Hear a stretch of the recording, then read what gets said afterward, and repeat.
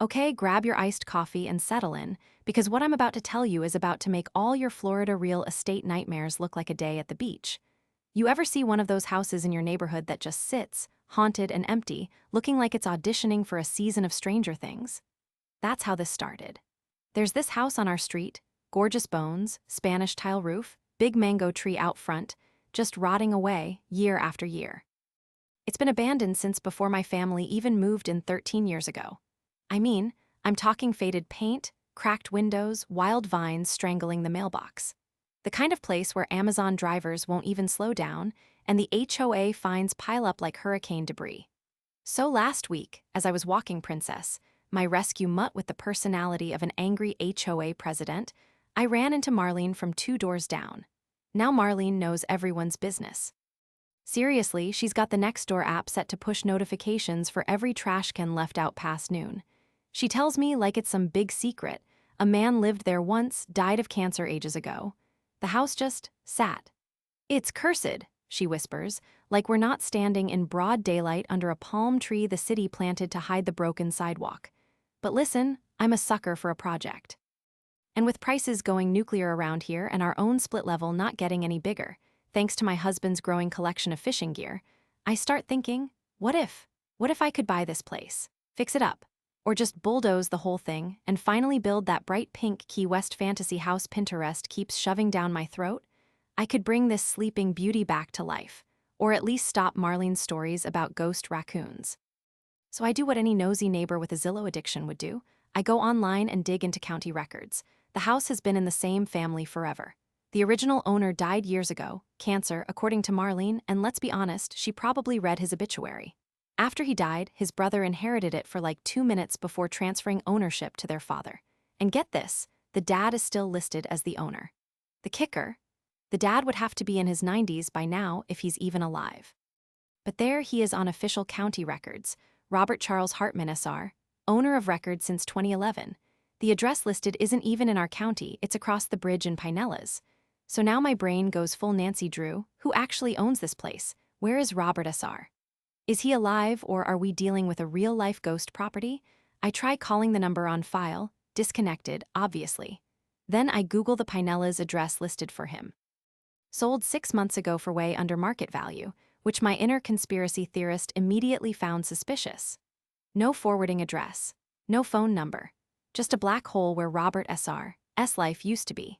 I text my friend Janine, she works at a title company and loves drama more than Bravo TV, and ask her how you even find someone who might be dead but legally owns a house that looks straight out of American Horror Story, Florida edition. You need a skip tracer, she says with way too much glee for someone who spends her days shuffling paperwork. Now here comes twist number 1. That night, Janine texts again, turns out her cousin works for code enforcement, and says our haunted house has racked up $75,000 in code violations over the last decade. $75,000. Fines for overgrown grass, broken windows, rats, even an incident involving a rogue peacock. Thanks again, Marlene. Code enforcement sent dozens of letters but never got any response. They think the owners are dead or hiding. So now I'm wondering, if no one pays attention to this house, maybe it'll end up on auction or something. Maybe I could snag it dirt cheap. But then, because nothing in Florida real estate is ever simple, I get a letter slipped under my door. No stamp, no envelope, just crumpled paper torn from a legal pad. Don't mess with that house. That's all it says. Scrawled in shaky handwriting like someone wrote it while being chased by alligators. My heart does that thing where it skips like 3 beats then slams into overdrive. Who left this note? Was it Marlene trying to freak me out so she can buy it herself? Or maybe one of those oddball cousins who always show up at probate hearings claiming they were promised everything? I start watching my Ring cam footage from the night before, nothing but possums and one very determined Amazon driver who clearly hates his job. It gets weirder. Next day, there's a car parked outside the haunted house. A battered Buick with faded out-of-state plates and an air freshener shaped like Elvis swinging from the mirror. 2 men sitting inside wearing matching sunglasses and talking animatedly on burner phones. I do what every normal person does when faced with sketchy strangers lurking near abandoned property. I call Janine again while peeking through my blinds like a low-rent Gladys Kravitz. Janine tells me not to do anything stupid, but immediately starts texting everyone we know for dirt on these guys. Within an hour, she sends me screenshots from Facebook Marketplace where someone posted, handyman special. Investment property, cash only. Alongside blurry photos of my haunted house taken from Google Street View. Now I'm fuming, someone is trying to sell this place without owning it. It's a scam. My neighborhood Facebook group explodes with comments. Who owns this? Should we call code enforcement again? I heard squatters moved in. I saw lights on last night. And my favorite from Marlene, the peacock is back.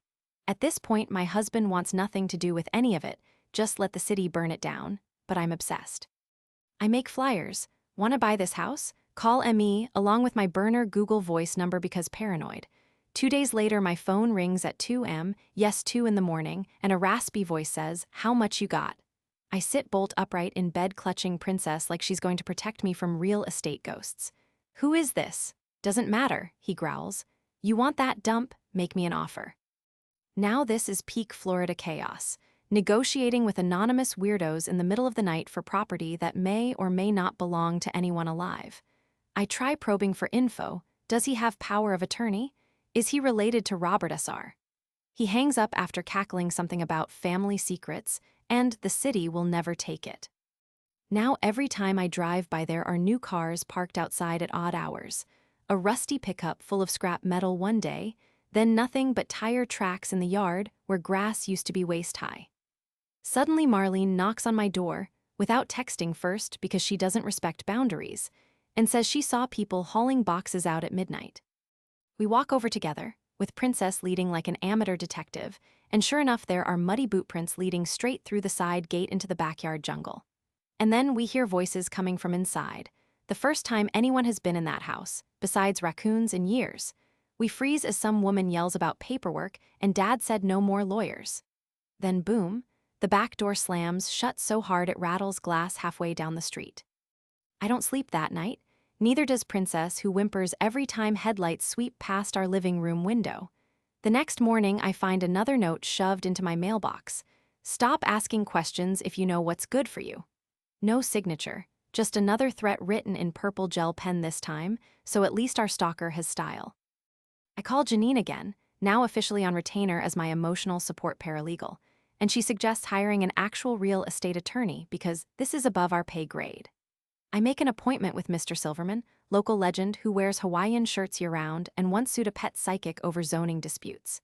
He listens patiently as I spill everything, from ghost peacocks to midnight phone calls, and just nods like he hears stories like mine every day, which honestly, he probably does. He pulls up more records. Robert SR. S name still listed.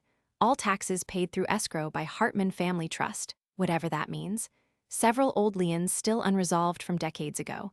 No death certificate filed locally, but rumors swirling online about him passing away 3 years back during COVID lockdowns. Silverman leans forward and says, "If you want this house, you're going to have to find every living heir, and pray none of them are felons or feuding." He explains something called quiet title action, which sounds less like a legal process and more like advice on how not to get shot poking around abandoned property in Florida. He hands me a list of private investigators. He recommends the ones who don't ask questions, and tells me to brace myself for probate court drama worse than daytime TV. As I leave his office clutching his business card and his cell number, in case things get spicy, I realize how deep into the swamp I've waded, all for a fixer-upper that might never be mine or worse, drag me into some Hartman family feud spanning 2 counties. And yet, I can't stop now. A week later, Janine calls screaming into her phone so loudly Princess hides under our bed. Someone filed a notice of interest on the haunted house. Some LLC registered offshore posted $1 as consideration. The posting agent? A shadowy brokerage based out of Miami Beach known locally as the Vultures. Rumor has it they specialize in scooping up distressed properties right before heirs can clear title and flipping them sight unseen to New York investors who have never set foot below Jacksonville. My head spins. Now we're fighting sharks and ghosts. I call Mr. Silverman again. What do I do? They're going to steal it right out from under us. He calmly explains we need standing. That is, proof that I have any right whatsoever, which right now boils down to 0 unless an heir wants to sell directly or lets us join their suit against the Vultures LLC. Meanwhile, Marlene starts her own rumor mill. I heard someone put a curse on anyone who tries to buy that place. And my cousin saw men digging holes at midnight. And The peacock disappeared. And my personal favorite. Maybe you should just mind your own business. But always said with that gleam suggesting she wants first dibs if it ever goes to auction. Now every day brings new chaos. A realtor named Lexi slides into my DMs offering off-market deals if I sign an NDA. A guy named Rick leaves voicemails about buying pre-probate assets. Door flyers appear advertising home security systems for nervous neighbors. And someone posts fake reviews online claiming I am running an illegal Airbnb ring. Janine receives texts threatening lawsuits over supposed slander. Tell your nosy friend she'll regret snooping. And Mr. Silverman starts ending every call with "stay safe out there." As if that doesn't make me more paranoid. The neighborhood kids dare each other to break into the haunted house. The HOA threatens new fines unless mysterious activity stops. And City Hall sends letters warning they'll demolish the structure if code violations aren't resolved by next quarter. Yet somehow, the mailbox keeps filling up with weird mail addressed only as current resident or to whom it may concern, most postmarked from Miami or Las Vegas, or simply unsigned entirely. At one point, Princess finds half-buried paperwork behind our fence, a stack of water-stained legal docs marked confidential, listing half a dozen Hartmans plus notary signatures dating back 20 years, including one line scratched out so violently you can barely read it except for, "Do not sell under any circumstances." It feels less like buying real estate now, and more like starring in some tawdry Netflix crime docuseries filmed exclusively during hurricane season. Everyone is whispering behind closed doors. Is Marlene secretly working with the vultures? Did someone really see squatters moving furniture at 4 a.m.? Has Robert S.'s ghost come back seeking revenge? The latest rumor claims Lexi the realtor was seen arguing outside City Hall with two men carrying briefcases, one wearing flip-flops and socks, both shouting about forged signatures and lost deeds. At this point, even my husband is invested. Let's just sue everyone. While Princess refuses walks anywhere near Haunted House Lane anymore. Every night there are new cars idling curbside. Sometimes headlights flash 3 times before pulling away, a signal, a warning. Someone keys, "mind your business," into Rick the investor's car during open daylight hours while Marlene watches sipping sweet tea pretending not to notice. Rick storms off swearing vengeance against whoever did it. This isn't over. The HOA president leaves frantic voicemails demanding answers about squatters, missing peacocks, and unpaid fines. This will go to collections. Everything escalates until finally, 2 weeks after all hell breaks loose, I get an anonymous text message while cooking dinner. It reads only, "Meet me tonight at midnight inside the house if you want answers." I freeze. The kitchen goes silent except for Princess growling softly next to her bowl. It feels less like destiny now, and more like doom waiting behind those boarded-up windows.